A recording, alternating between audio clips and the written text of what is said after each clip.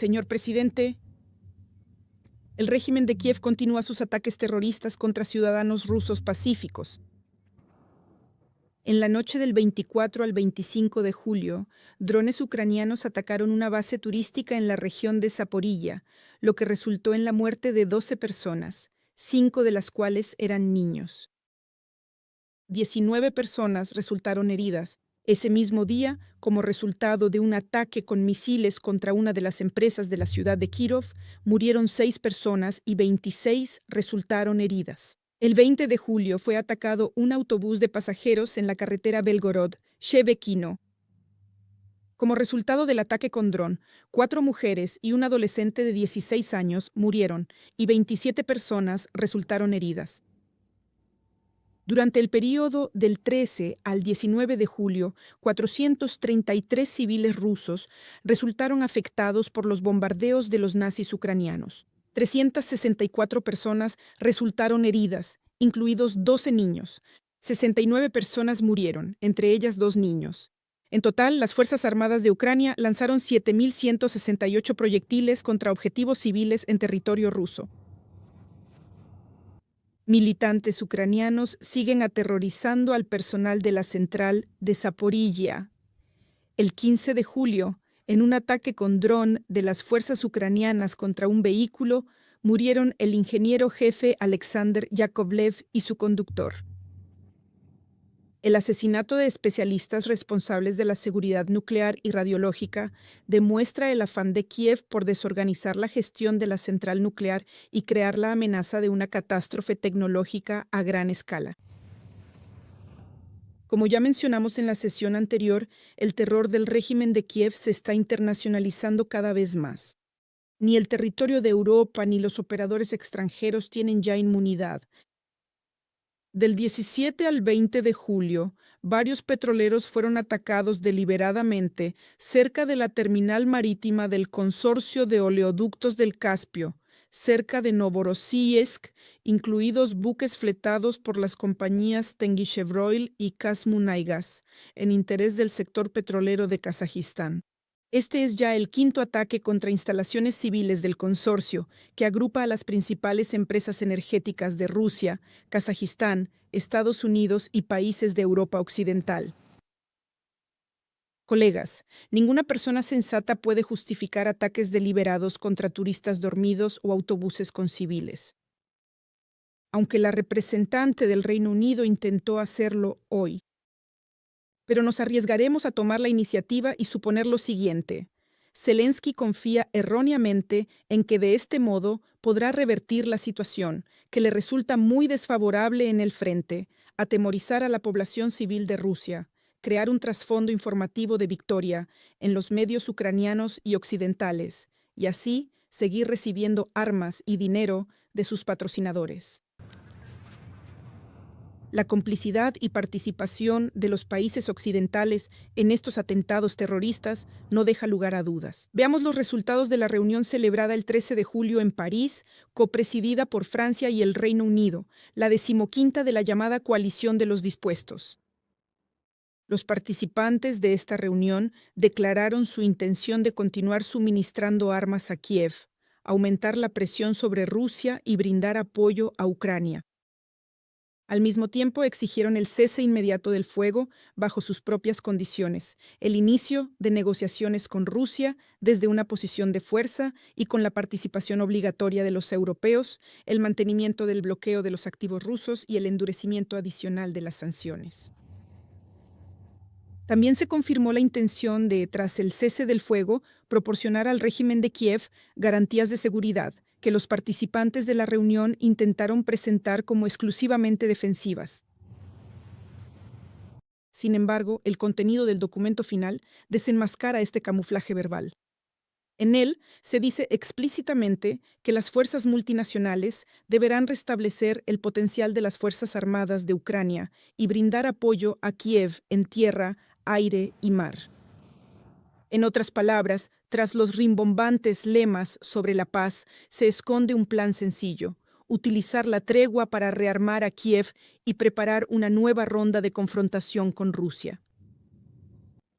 Ya hemos pasado por esto. Eso no va a suceder. Me dirijo a los participantes europeos de la coalición de los dispuestos. El despliegue de contingentes militares de sus países en el territorio de Ucrania significará una intervención extranjera que crea una amenaza directa para la seguridad de Rusia. Sus unidades serán consideradas por nosotros como objetivos militares legítimos. Sin embargo, desde hace tiempo las capitales europeas no se limitan a preparar contingentes extranjeros. En esa misma reunión se anunció la creación de una coalición antimisiles con la participación de 9 países.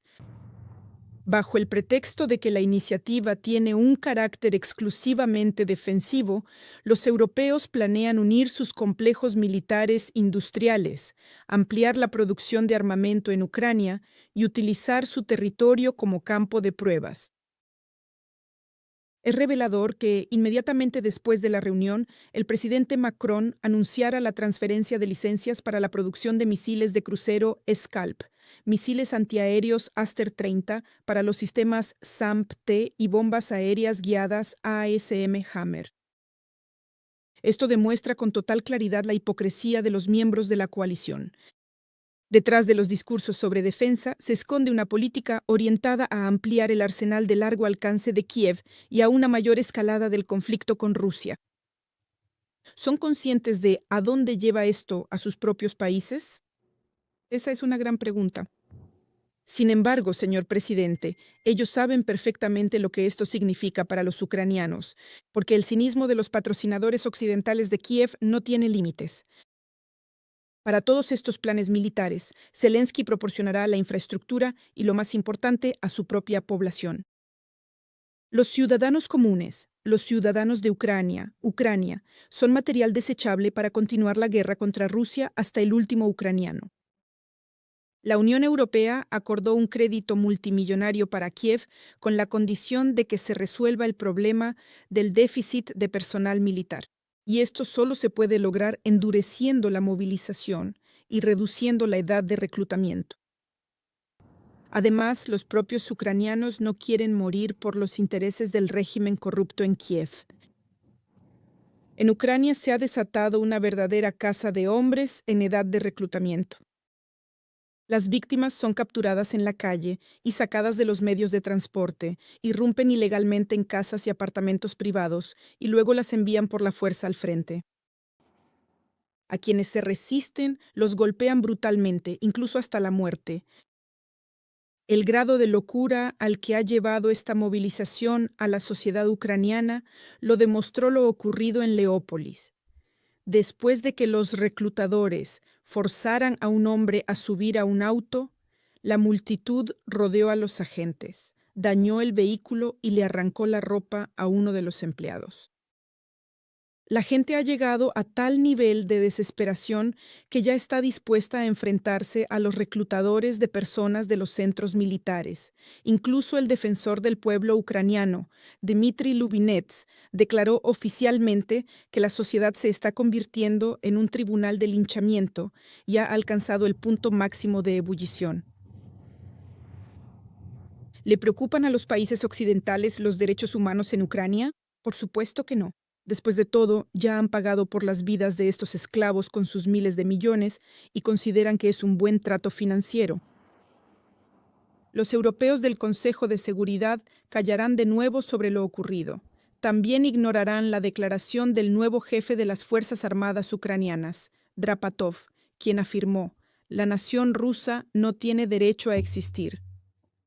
Aparte de nosotros, ninguno de los miembros del Consejo sigue viendo en esto un claro neonazismo. Es revelador que precisamente a personas con tales convicciones es a quienes Occidente desea la victoria. Siguen insistiendo en algún tipo de punto de inflexión en el frente, pero se niegan a ver la lógica más simple. Si eso es así, ¿por qué Zelensky se ve obligado ahora a cambiar al ministro de Defensa y al comandante en jefe? ¿Es esto una desinformación deliberada o autosugestión? En cualquier caso, el choque de la ilusión que han creado con la realidad es inevitable. Y la realidad es que el ejército ruso, paso a paso, amplía la zona de control, frustra el traslado de reservas, interrumpe el suministro de las Fuerzas Armadas de Ucrania y va dejando fuera de servicio, de manera sistemática, las instalaciones que sostienen la maquinaria militar ucraniana. El intento de disputar, por ejemplo, la toma de Konstantinovka por las Fuerzas Armadas rusas terminó para los propagandistas de Kiev con que los militares enviados allí con la bandera y retratos de Zelensky y Sirski fueron capturados. La ilusión no se materializó, pero en realidad estos dos ucranianos concretos sobrevivieron. En la noche del 18 al 19 de julio, las fuerzas rusas lanzaron un ataque masivo con armas de alta precisión y drones contra empresas del complejo militar industrial y la logística en Kiev, así como en las regiones de Kiev y Odessa. En Kiev fueron alcanzadas las empresas Radionics, Spetsoboronmash, Meridian y Oakline, involucradas en la producción de componentes para los misiles Flamingo, FP-7, FP-9 y Neptune MD, en la reparación de sistemas aeronáuticos, así como en la fabricación y almacenamiento de drones. También se llevaron a cabo ataques contra la terminal de clasificación de Nova Pochta y el centro logístico en Tarasovka, que se utilizaban para la entrega y distribución de productos de doble uso y componentes para UAV. En el puerto de Yushny fueron destruidos depósitos de combustible destinados a abastecer a las Fuerzas Armadas de Ucrania. El 24 de julio se llevó a cabo un ataque grupal contra un objetivo en las afueras de Kiev, donde se realizaba una demostración de UAV de fabricación ucraniana y extranjera. Estos UAV son los que se utilizan para atacar objetivos civiles en territorio ruso. Reiteramos una vez más que las Fuerzas Armadas de Rusia atacan exclusivamente objetivos específicos de suministro para las Fuerzas Armadas de Ucrania. El hecho de que un objeto sea clasificado formalmente como civil no cambia su uso real. Por su parte, Kiev coloca deliberadamente instalaciones militares, equipos y almacenes en zonas urbanas, utiliza empresas y transportes civiles en interés del ejército y luego especula con las consecuencias, intentando trasladar a Rusia la responsabilidad de su propia práctica de militarización de la infraestructura civil y de violaciones del derecho internacional humanitario. Esto lo confirman numerosas imágenes de detonaciones secundarias en instalaciones, como ocurrió en el suburbio de Kiev, Vizhnevoe o en los barcos en el Mar Negro. Para concluir, quisiéramos subrayar que Rusia no cambia sus planes y continuará respondiendo a las acciones militares que el régimen de Kiev, con el apoyo de Occidente, ha desatado contra el sureste de Ucrania y contra Rusia. No aceptaremos ningún tipo de pseudoacuerdo que no tenga en cuenta los intereses nacionales de Rusia. Tampoco se vislumbran propuestas realistas, por lo que continuaremos persiguiendo los objetivos y tareas declarados en la operación militar especial. Les agradezco su atención